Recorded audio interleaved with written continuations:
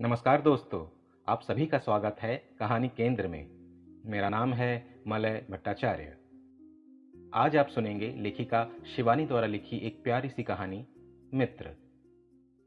दोस्तों, कहानी शुरू करने से पहले सभी से ये निवेदन है कि जिन्होंने अभी तक चैनल को सब्सक्राइब नहीं किया है वे कहानी केंद्र को सब्सक्राइब करके उसका एक बेशकीमती हिस्सा बन जाइए। इससे आने वाले दिनों में अपलोड होने वाली अच्छी अच्छी कहानियाँ आप समय पर सुन सकेंगे। साथ ही इससे मेरी भी हौसला अफजाई होती है। तो शुरू करते हैं आज की कहानी।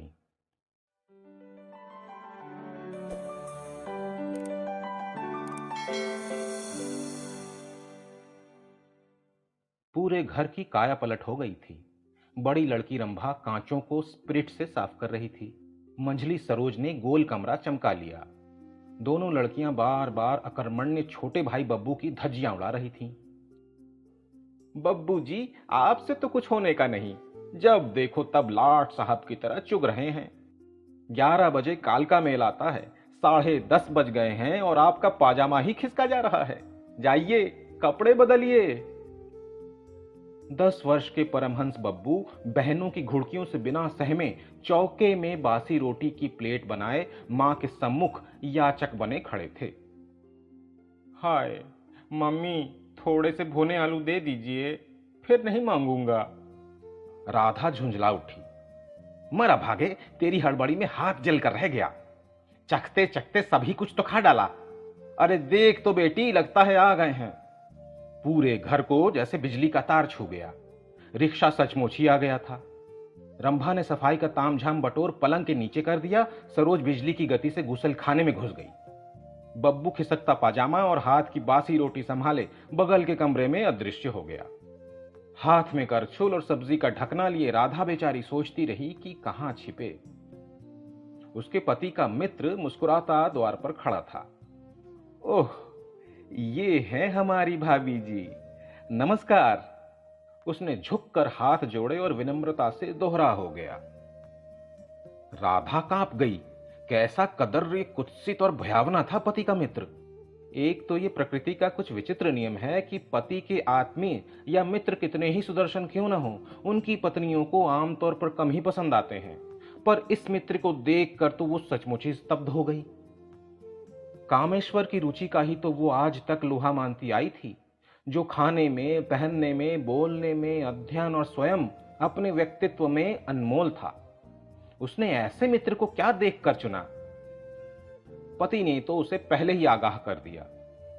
देखो राधा, राघव देखने में तो आबनूस का चक्का है, पर दिल का हीरा है, समझी? फिर इतना श्रीमंत मित्र अपने विपुल वैभव के बीच भी मेरा स्मरण कर सका, यही मेरा सौभाग्य है। चाहता तो बड़े होटल में टिक सकता था, पर लिखा है तेरे साथ ही ठहरूंगा। राधा के दुर्भाग्य से पति का मित्र महीने की 27 तारीख को पहुंचा था। फिर भी उसने आतिथ्य में त्रुटि नहीं रहने दी। कामेश्वर ने बहुत दिनों से एक भत्ते का बिल छिपा कर रखा था। 80 रुपए का सामान्य सा बिल था। सोचा था पैंट बनवा लेगा। ऑफिस की कुर्सी में बैठता तो ऐसे संभल कर जैसे किसी गहरी नदी की टूटी सीढ़ियां उतर रहा हो। हर पैंट की सीट बुरी तरह जर्जरित होकर झीनी पड़ गई है। पर जब कभी बिल बनवाकर पैंट बनवाने की सोचता, दोनों लड़कियां फीस मांग बैठती। लड़के का जूता मुंह फाड़ कर अट्टहास कर उठता और पत्नी फटी साड़ियों की प्रदर्शनी से लगा देती। कहीं इन अभावों के बीच अपना तन ढांपने का दुस्साहसी संकल्प पूर्ण कर बैठता तो गृहस्थी का संयुक्त मोर्चा उसके विरुद्ध हो जाता। इस बार उसी बिल को भुनाना पड़ा। खिड़कियों के द्वारों के पर्दों की फरमाइश लड़कियां कब से कर रही थीं। जमाना सचमुच ऐसा आ गया था कि तन की लाज ढकने से अधिक चिंता मनुष्य को गृह द्वार और खिड़कियों की लज्जा ढकने की हो गई थी। सबके यहां हैंडलूम के पर्दे हैं पापा, रंभा ने मुंह फुलाकर कहा। एक आप ही लोग हैं कि अभी तक दरवाजों पर हमसे 1 साल बड़े पर्दे लटकाए हैं।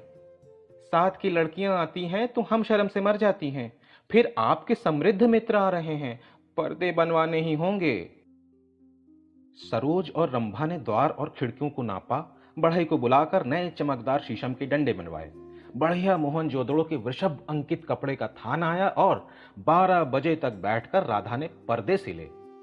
पर्दे लग गए तो घर मुस्कुराने लगा, पर अभी भी मुस्कुराहट पूर्ण नहीं थी। नंगी औरत कपड़े पहनकर मुस्कुरा भले ही ले, निराभरण क्या अच्छी लगती है। मित्र आते ही चाय मांगेंगे और टी सेट। हाय राम, ये कोई टी सेट है पापा? क्या कहेंगे आपके मित्र? रंभा और सरोज रंग बिरंगे बहुरूपिया कप तश्तरियों को एक कतार में धर चम्मच में जल तरंग बजाने लगी। छी छी, हमसे तो न पिलाई जाएगी इन प्यालों में चाय, एक सेट तो लाना ही होगा। 1200 पाते हैं आपके मित्र, फिर आपकी नौकरी भी तो ऐसी गई बीती नहीं है पापा, 700 तो आपको भी मिलते हैं। बेटी, उसके 1200 अकेले उसी के हैं, और मेरे 700 में तुम 3, तुम्हारी मम्मी, फिर इनकम टैक्स, बीमा। सरोज बाप की मुंह लगी बेटी थी। बोर मत करिए पापा, फिर वही बजट पुराण ले बैठे आप। निकालिए तो चट से 40 रुपए, एक काम चलाओ टी सेट ही ले आएंगी। 40 में काम चलाऊ? कामेश्वर की आंखें बाहर निकल आईं। मैं जब होटल में था तब 5 रुपए का वो फाइन सेट लाया था कि बस। अब रंभा झुंझलाई। आप लोगों को तो कुछ आदत ही पड़ गई है शायद, हमारे जमाने में ये था वो था, हमारे बच्चे होंगे तो हम भी कहेंगे 100 रुपए में मामूली टी सेट। अरे हमारे जमाने में तो 40 का वो बढ़िया आता था कि बस। दोनों पुत्रियों की बहस ने कामेश्वर को पराजित कर दिया। द्वार खिड़कियों पर पर्दे टंग गए। नए सेट में ब्रुक बॉन्ड की चाय बनी। कुरकुरे मुनाको स्नैक्स का चमचमाता टिन खुला और मित्र को घेर कर पूरा परिवार बैठ गया। काले भुजंग से मित्र को घेरे कामेश्वर के तीनों बच्चे देवदूत से लग रहे थे। मित्र ने बड़ी आत्मीयता से छोटे लड़के बब्बू को गोद में उठा लिया था। तब बारी बारी तीनों से प्रश्न पूछ रहा था। कभी सामान्य ज्ञान की परीक्षा चल रही थी, कभी बड़ी पुत्री का अंग्रेजी साहित्य का जायजा लिया जा रहा था। शेक्सपियर के विभिन्न पात्रों की भूमिका में अवतरित होकर मित्र अपने पांडित्यपूर्ण आवृत्तियों से मित्र के परिवार को प्रभावित करने की चेष्टा कर रहा था। बच्चों को राघव का गर्जन तर्जन बड़ा अच्छा लग रहा था। उसकी भौंडी नाक के चपटे नथुने उत्तेजना से फड़फड़ाने लगते। अधमुंदी आंखें शेक्सपियर की आवृत्ति करते करते पूरी बंद हो जाती तो बब्बू दोनों बहनों को चिकोटी काटकर बुरी तरह गुदगुदा देता। देखो नाक के नथुने कितने बड़े हैं, पूरा चूहा घुस सकता है। रात के 11 बजे तक सबने खाना खाया। राधा थक कर चूर हो गई थी। इतनी रात तक जाग कर काम करने का उसे अभ्यास नहीं था। पति के मित्र का जोर जोर से बोलना, ठठाकर हंसना, कभी उसे काक दृष्टि से छिप छिप कर देखना और कभी उसकी सुंदर पुत्रियों को, उसे जरा भी अच्छा नहीं लग रहा था। पर पति का मन रखने को वो अतिथि देवता को प्रत्येक सुविधा देने की चेष्टा कर रही थी। लाख बुरा हो, था तो पति का मित्र। बेचारे के प्रौढ़ रिक्त जीवन में कभी नारी की सुशीतल छाया नहीं पड़ी थी। इसी से बार बार मित्र परिवार के सौभाग्य मदिरा से छल छलाते जीवन पात्र को देखकर शायद मुंह में पानी भर रहा था। फिर 2 ही दिन की तो बात थी, तीसरे दिन तो चला ही जाएगा, कौन रोज रोज आ रहा है। चलो इसी बहाने घर की एक आध चीज तो जुट ही गई। राघव चाचा को दूसरे ही दिन सुबह मीटिंग में जाना था। सुबह की चाय चटपट पीकर वो मीटिंग में चले गए। लंच भी वहीं था, कह गए शाम को लौटेंगे। उनके जाते ही पहले नाश्ते की मेज पर डाका पड़ा। तीनों बच्चों ने द्रुतगामी रफ्तार से बिस्किट साफ किए, 5 केलों को 3 विषम भागों में विभक्त किया, बासी पत्तियों में उबलता पानी डालकर दोबारा चाय बनी। जोर जोर से राघव चाचा के गुण दोषों की विवेचना संपन्न हुई। फिर आरंभ हुई उनके विलासी सामान की चीर फाड़। हाय मम्मी, देखो कैसा हल्का सूटकेस है, एकदम कागजी फूल। विदेशी रंग बिरंगे लेबल चिपके सूटकेस को एक हाथ में झुलाकर रंभा ने राघव चाचा के विदेशी धूप के चश्मे में अपने गौर मुखमंडल को दीप्त किया और मुस्कुराती बंकिम मुद्रा में खड़ी होकर बोली, इनसे मिलिए, ये हैं Kumari Rambha, air hostess, air India international. वाह वाह एयर होस्टेस जी, कल शायद अपने इकलौते फटे पेटीकोट की मृत्यु पर आप ही बिलक रही थी। सरोज ने लपक कर बड़ी बहन से चश्मा छीन लिया। लाइए, हम भी लगाएंगे भाई। मान गए, राघव चाचा हैं रईस आदमी। मम्मी देखो, जूते के लिए भी जिप लगा चमड़े का केस है। तकिया देखिए दीदी, चिड़िया के पर भरे हैं। बब्बू राघव चाचा का तकिया लगाए ठाठ से लेट गया था। राघव चाचा संध्या को लौटे तो फिर महफिल जमी। उस दिन रात का खाना 11 बजे लगा। घर की महरी बड़बड़ाती चली गई। बेचारी राधा कई बार खाना लगाने उठी, पर राघव चाचा को देर में खाने का अभ्यास था। प्रत्येक गृहस्थ की एक निश्चित मर्यादा होती है, अपनी कुछ सीमाएं होती हैं। ये उस मस्त मौला अतिथि को ज्ञात नहीं था। तीसरे दिन की सुबह की मेल से उसके जाने की बात थी, पर कामेश्वर ने बड़े आग्रह से रोक लिया। राधा मन ही मन झुंझलाई भी थी। 2 दिनों में 30 रुपए तो घी, मिठाई और फलों में ही टूट गए थे। बच्चों को भी अब राघव चाचा की गरिष्ठ विवेचना के पकवानों से अपच हो उठा था। देश विदेश के मंत्रिमंडल का लेखा जोखा देते देते लड़कियां ऊब गई थीं। नए टी सेट को राधा अपने हाथ से पोंछती थी। एक बार धोकर रखती तो दूसरे राउंड चाय का ऑर्डर आ जाता। फिर नित्य की 2 सब्जियों के स्थान पर 3-3, 4-4 सब्जियां बनाते बनाते उसकी कमर टूट गई। पहले दिन का पाहुना अब कुछ घिनावना लगने लगा था। तीसरे दिन राघव चाचा का सामान बंधने लगा तो राधा विदा होते अतिथि के प्रति सहसा सदै हो उठी। इतना लंबा सफर है, क्यों ना बेचारे के लिए 4 पूड़ियां ही झटपट उतार दे। रास्ते में नाश्ता कर कम से कम याद तो कर लेगा कि किसके साथ रहा था। वो पूड़ियां उतार रही थी कि कामेश्वर आ गया। सुनती हो, तुम्हारे पास कुछ रुपए होंगे? रुपए? कैसे रुपए? राधा चौंक गई। जलते घी में पूड़ी सफेद से गुलाबी और गुलाबी से क्रमशः लाल पड़ने लगी। तुम्हारे पास हमेशा कुछ रुपए रखे रहते हैं राधा। अचानक चलते समय राघव को ध्यान आया कि उसके रुपए कुछ कम पड़ गए हैं। जाते ही भेज देगा। कुछ हो तो निकाल दो प्लीज, देर मत करो। हद करते हैं, आप मांगते ब्राह्मण, द्वार खड़े जजमान, इसी को तो कहते हैं। 3.25 रुपए बचे हैं, कहिए तो निकाल दूं। राधा का स्वर बड़ा ही रूखा था और वो पति की ओर दृष्टिपात किए बिना ही बड़ी बेरुखी से पूड़ियों का पेट दबा दबा कर उन्हें फुलाती ही जा रही थी। मन ही मन वो सोच रही थी कि चलते समय वो अनोखा मित्र रुपए भी मांगेगा। अगर जानती तो रास्ते का नाश्ता कभी भी न बनाती। नहीं राधा, झूठ मत बोलो, तुम्हारे काले बक्से में लक्ष्मी पूजा के 100 रुपए धरे हैं। देखो, आज मेरी इज्जत रख लो। क्या कहेगा इतना बड़ा आदमी? आधा ही घंटा ट्रेन छूटने में है, नहीं तो मैं कहीं और से इंतजाम कर लेता।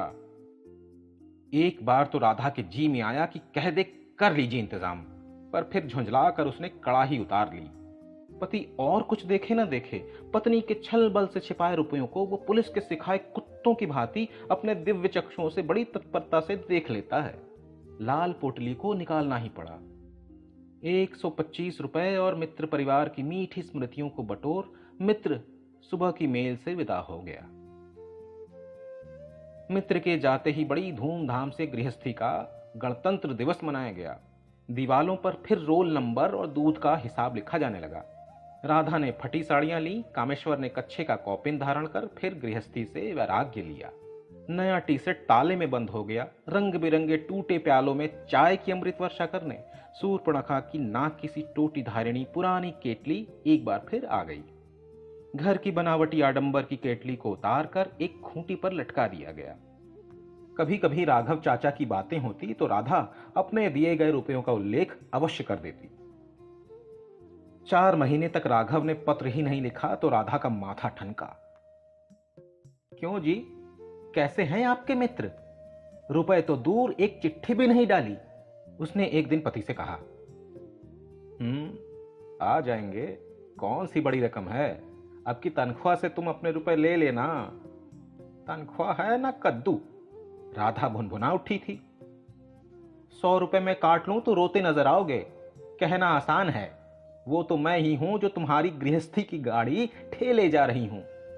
14 आने सेर आलू बिक रहा है, 100 रुपए क्या कम होते हैं?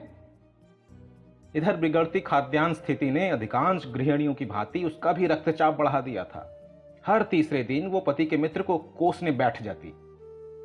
कामेश्वर को इतनी चिंता नहीं थी।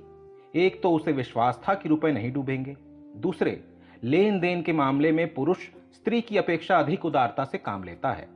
स्त्री किसी से लिया गया रुपया चाहे भूल जाए, अपने द्वारा दिया गया धेला भी नहीं भूल सकती। 5 महीने बीत गए। गेहूं सोने के भाव बिक रहा था।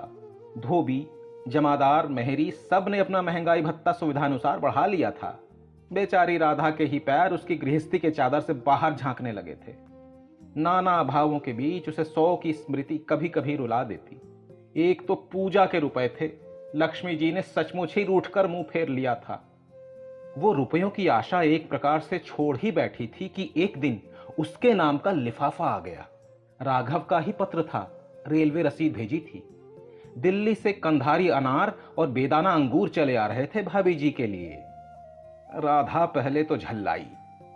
यहां गेहूं को तरस रहे हैं, भेज दिया है कंधारी अनार और बेदाना अंगूर। इससे तो सीधा साधा मनी ऑर्डर भेज दिया होता। पहले वो पति के सहयोगी अस्थाना की नई फिएट गाड़ी को ललचाई दृष्टि से देखती थी, पर उस दिन एक मोटी सी ललाइन को रिक्शा पर 2.5 मन का गेहूं का बोरा दोनों हाथों से संभाले देखा तो फिएट आरूढ़ा अस्थाना गृहिणी भी फीकी पड़ गई। काश वो भी ऐसे ही एक भीम बोरे से बॉल डांस करती, उसे अपने घर तक ला सकती। फलों का पार्सल आया तो बच्चे टूट पड़े। वाह वाह, क्या रसीला अनार है और क्या बढ़िया अंगूर। राधा ने पड़ोस में बांटने का प्रस्ताव रखा तो पूरा घर भड़क गया। वाह जी वाह, हम एक दाना भी किसी को नहीं देंगे। रंभा और सरोज को मां के औदार्य और छोटे भाई की नीयत पर संदेह हुआ तो चट टोकरी ताले में बंद कर दी गई। राधा की आंखें भर आई। ये वे ही बच्चे थे जो तिल का दाना भी बांट कर खाते थे। परिस्थितियों ने उन्हें कितना स्वार्थी बना दिया था। कई दिनों तक अनार और अंगूर नाश्ते की जगह खाए और पानी के बदले पिए गए। राधा ने अब रुपयों का प्रसंग छेड़ना ही बंद कर दिया। कम से कम 40 के तो फल होंगे ही। लिखा है अगले महीने फिर कुछ भेजेंगे। वो कुछ खिसियाए स्वर में पति के सम्मुख झुंझलाहट में कहे गए मित्र के प्रति अपशब्दों के लिए मुंह क्षमा याचना सी कर उठती। दूसरे महीने गढ़वाल के दौरे पर गए मित्र ने सचमुच ही एक पार्सल कागजी अखरोटों का भेज दिया तो राधा पिघल गई। आपके मित्र समझदार हैं, कितना खिला दिया हमें, उसने पति से कहा तो चट से मुंहजोर छोटी बेटी ने टोक दिया। वाह मम्मी, उस दिन तो तुम राघव चाचा को चुट्टा कह रही थी। चल मुंह झोंसी, कब कहा था मैंने? राधा खिसियाने स्वर में बोली। वाह, कहा नहीं था कि चुट्टे भस्मासुर ने 40 के फल मत्थे मड़कर पूरे 100 डकार लिए। ही करती दोनों बहनें पिता के सम्मुख मां को अपदस्थ कर देने की महिमा से हंसती हंसती दोहरी हो गई। सचमुच ही एक दिन खींचकर राधा ऐसा ही कुछ कह बैठी थी। 100 की व्यथा को वो बीच बीच में फलाहार करने पर भी नहीं भुला पा रही थी। उधर राघव को काम से एक बार फिर मित्र के पास आना था। पहली बार मित्र परिवार के साथ बिताए आमोदी दिनों की मिठास वो भूला नहीं था। कितनी स्नेही लड़कियां थीं और कैसी सुशीला पत्नी। उसके साधारण मसालों में बने भोजन का रस उसके 36 व्यंजनों में भी नहीं था। अब के वो बिना पूर्व सूचना के पहुंच रहा था। बच्चों के लिए क्या उपहार ले जाए और भाभी के लिए, तीनों के लिए खूब दामी साड़ियां ले जाएगा वो। कुंवारा होने पर भी वो इतना जानने लगा था कि स्त्रियों को अच्छा पहनना ओढ़ना स्वभाव से ही रुचता है। शहर में एक पंजाबी कपड़े वाले ने अपनी दुकान नए ही ढंग से सजाई थी। एक ओर आदमकद मेमों की मोम मूर्तियों की कतार साड़ी पहने इठलाती थी, दूसरी ओर 2 आकर्षक एंग्लो इंडियन युवतियां ग्राहकों पर विनम्रता के डोरे डालकर उन्हें खींचती थी। उन्होंने 3 साड़ियां उसे थमाई तो दुकान के कोने में पड़ी एक औंधी तख्ती पर उसकी दृष्टि पड़ी, जिसे शायद दुकान की आधुनिक सज्जा से मेल खाता ना देखकर कोने में फेंक दिया गया था। कांच के आईने में काले अक्षरों के बेल बूटों से लिखी पंक्ति ने उसकी विस्मृति को कूंचा मारकर जगा दिया। उस पर लिखा था, उधार मित्रता की कैंची है। वो भी तो 100 रुपए लाया था मित्र से, बल्कि 125 थे। कैसा भुलक्कड़ था वो। राम राम। तो क्या 100 रुपयों ने उसकी डोर पर कैंची चला दी होगी? ऐसा नहीं है उसका मित्र। अब मनी ऑर्डर क्यों भेजें, खुद ही ले जाएगा। एक दिन पहले या बाद में मित्र के घर पहुंचता तो ठीक था। वो ऐसे मनहूस दिन पहुंचा जिस दिन मित्र की गृहस्थी का आकाश मनोमालिन्य के घने कृष्ण मेघखंड से पूरी तरह ढक चुका था। 2 दिनों से पति पत्नी में बुरी तरह खटक रही थी। झगड़े का सूत्रपात अर्थाभाव से हुआ था। पूरी तनख्वाह महीने की 10 तारीख को खत्म हो चुकी थी। कामेश्वर ने बड़े रूखे स्वर में कह दिया था कि उसे महीने में एक ही बार वेतन मिलता है, 2 बार नहीं। उधर राधा पति की फिजूल खर्चियों का उल्लेख कर उसे बुरी तरह पछाड़ रही थी। उसका स्वर क्रमशः ऊंचा होता जा रहा था। चेहरा तमतमा गया था। क्रोध के वाष्प से नारी के शील और सौम्यता का ढकना बार बार उल्टा जा रहा था। एक आपके मित्र हैं, 10-20 के फल और मुफ्त की सलामी में मिले अखरोट भेजकर पूरे 100 रुपए डकार गए। 40 का तो टी सेट आया था हजरत के लिए, 50 के पर्दे, फल और सब्जियां अलग। तन का ही नहीं मन का भी काला था आपका मित्र। मित्र को बिना किसी सूचना दिए आश्चर्य और आनंद से अभिभूत कर देने के संकल्प से पिछवाड़े के पपीते के नीचे छिपा तन और मन का काला व्यक्ति कांप उठा था। पति और पत्नी ऐसे तने आमने सामने खड़े थे जैसे एक दूसरे के खून के प्यासे हों। मित्र भय और आशंका से कांप उठा। व्यर्थ ही कांप रहा था बेचारा। उसका कुंवारा जीवन ऐसे तनाव के क्षणों से अनभिज्ञ था। वो नहीं जानता था कि जिसके विवाहित जीवनाकाश में ऐसी घनघोर घटा नहीं घिरती, वहां रसवृष्टि की आशा करना भी व्यर्थ है। वो नहीं जानता था कि आज एक दूसरे के खून के प्यासे कल फिर एक प्राण हो उठेंगे। वो और खड़ा न रह सका। क्या पता पति क्रोध में आकर पत्नी का गला ही घोंट दे। मित्र पत्नी की हत्या वो नहीं देख पाएगा। उसका काला चेहरा और भी काला पड़ गया। मोटे होंठ पश्चाताप से थरथराने लगे। क्या सचमुच ही वह तन और मन का काला था? डबडबाई आंखों से उसने एक बार फिर सिर झुकाए मित्र को देखा। क्या भीतर जाकर उपहार सहित 100 रुपए दे आए? नहीं नहीं, अब वो भीतर नहीं जा पाएगा। तार से रुपए भेज देगा। कुछ देर ठिठका, फिर हाथ में सूटकेस लटकाए मित्र के द्वार से मित्र बाहर चला गया।